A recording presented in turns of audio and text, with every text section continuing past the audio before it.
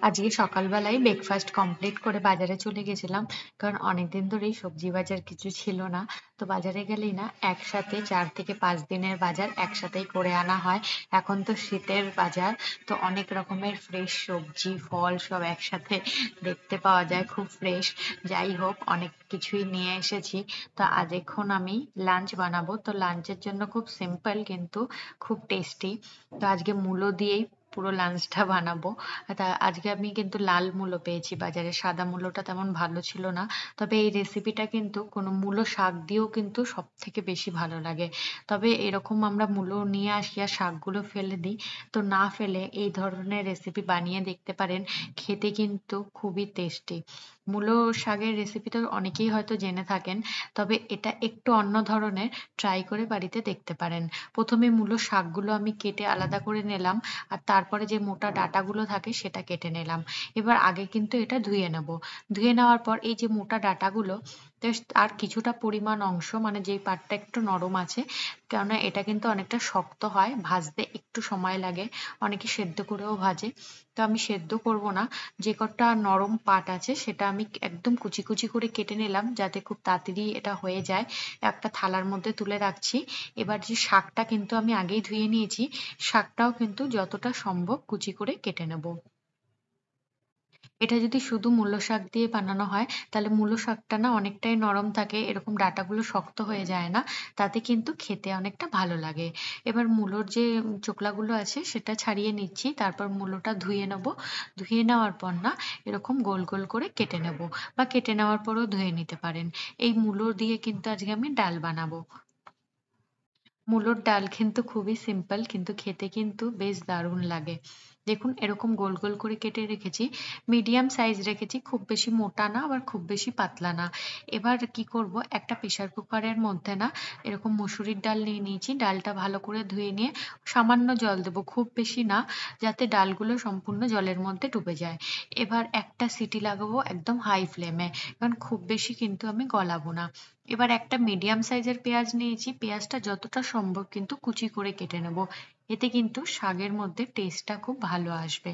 আর তার সাথেই কিন্তু আমি 7-8টা মতন রসুন ছোট কোয়া নিয়ে নিয়েছি, চোকলাগুলো ছাড়িয়ে ধুয়ে নিয়েছি। এবার যতটা সম্ভব রসুনগুলো কিন্তু কুচি করে নেব। এই পেঁয়াজ রসুনের গন্ধ কিন্তু শাকে খুবই খেতে ভালো লাগে। রসুনটাও কুচিয়ে নেওয়া হয়ে গেছে, এদিকে না একটা সিটি পড়ে গেছে, গ্যাসটাও সম্পূর্ণ বেরিয়ে গেছে। তারপর আমি চেক করে নিচ্ছি, দেখুন ডালটা কিন্তু গলে গেছে, কিন্তু জলটা কম দিয়েছি, তাই খুব বেশি কিন্তু একদম ঘেটে যায়নি, আর একটাই সিটি দিয়েছিলাম আমি। এবার অর্ধেক ডাল আমি তুলে রাখলাম, আর অর্ধেক ডালে কিন্তু আমি গরম জল অ্যাড করলাম। এখানে অবশ্যই গরম জল দেবেন, নয়তো স্বাদটা কিন্তু খারাপ হয়ে যায় ডালের। কেননা গরম ডাল, ঠান্ডা জল অ্যাড করবেন না। গরম জল দেওয়ার পর মূলোগুলো দিয়ে দিলাম, তার সাথে আরেকটু জল দিলাম পরিমাণ মতো।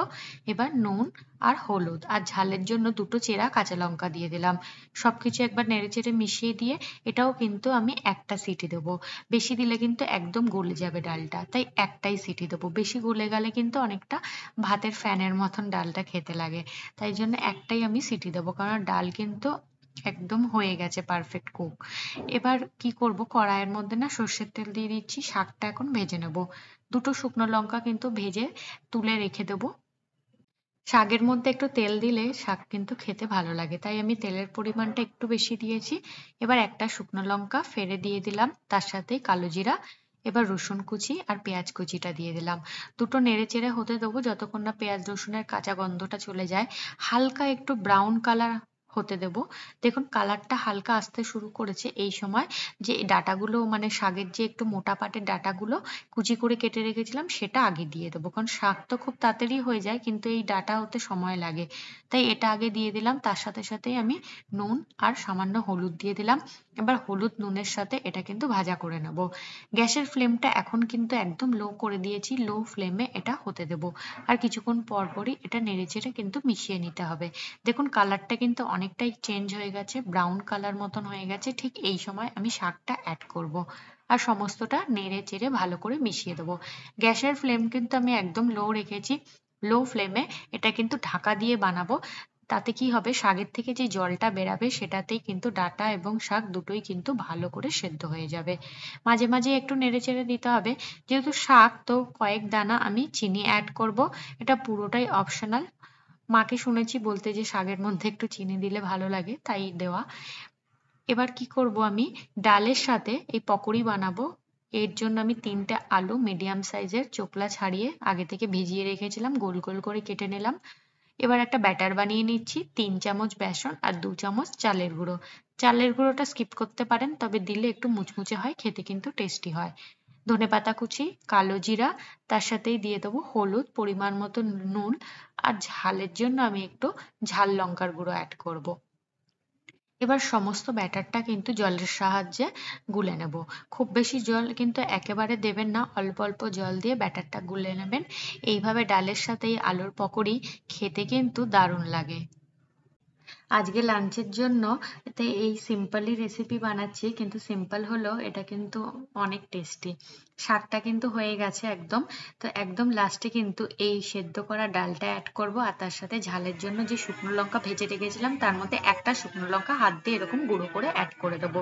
কারণ ঝাল সবাই সমান খায় না, আর বাকি যে শুকনো লঙ্কা ভেজে রেখেছি যে যেমন ঝাল খাবে সেই হিসাবে নিয়ে কিন্তু খাওয়া যেতেই পারে পরে। এবার সমস্ত ডাল আর শাকটা কিন্তু ভালো করে মিশিয়ে দেবো। গ্যাসের ফ্লেম মনে রাখবেন একদম লো করা আছে, লো ফ্লেমে এটা একটু ভাজা ভাজা করে নেব, তাতে কিন্তু খেতে আরো টেস্টি হবে। শাকটা কিন্তু একদম রেডি। এইভাবে শাক বানিয়ে খেয়ে দেখবেন, খেতে কিন্তু অসাধারণ লাগে। এদিকে কিন্তু একটা সিটি হয়ে গেছে, গ্যাসটাও বেরিয়ে গেছে। একবার নেড়ে চেড়ে দেবো। দেখুন ডালটা কিন্তু খুব বেশি গলে যায়নি, আর মূলোগুলোও কিন্তু গোটা আছে, কিন্তু সেদ্ধ হয়ে গেছে।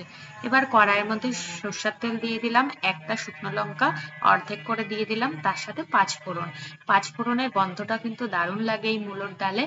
ডালটা ঢেলে দিলাম, আমার মনে হলো একটু গাঢ় হয়ে গেছে, তাই একটু গরম জল অ্যাড করলাম।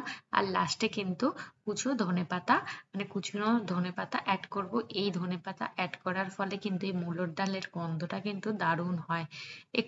একটুখানি সময় দেব, বয়েল হতে দেব।